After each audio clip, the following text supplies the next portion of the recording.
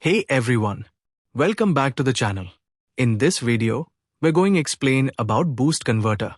A boost converter is a type of DC-DC converter. Its job is to increase or boost a lower voltage input into a higher voltage output. For example, it can take 5 volts from a battery and convert it to 12 volts. Let's break it down step by step. A typical boost converter has 4 main components. Inductor stores energy as magnetic field. Switch, usually a transistor like a MOSFET. Diode allows current to flow in one direction only. Capacitor smooths out the output voltage. Let's see how these work together.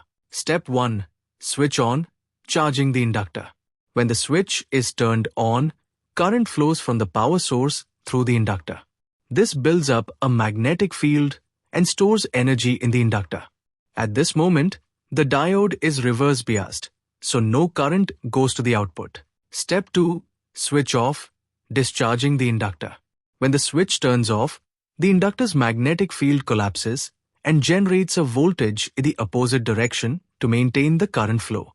This induced voltage adds to the input voltage, effectively boosting the total voltage across the load. The diode now becomes forward biased, allowing current to flow from the inductor into the capacitor and load. As a result, the output voltage becomes higher than the input voltage. This switching process happens thousands of times per second, and it's controlled by a high-frequency circuit called a PWM controller. By adjusting the duty cycle, how long the switch stays on versus off, we control the output voltage.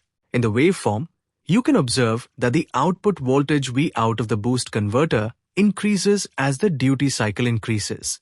So that's how a boost converter works, using smart switching and energy storage to convert a low voltage into a higher one. If you found this helpful, give it a like. And don't forget to subscribe for more electronics tutorials.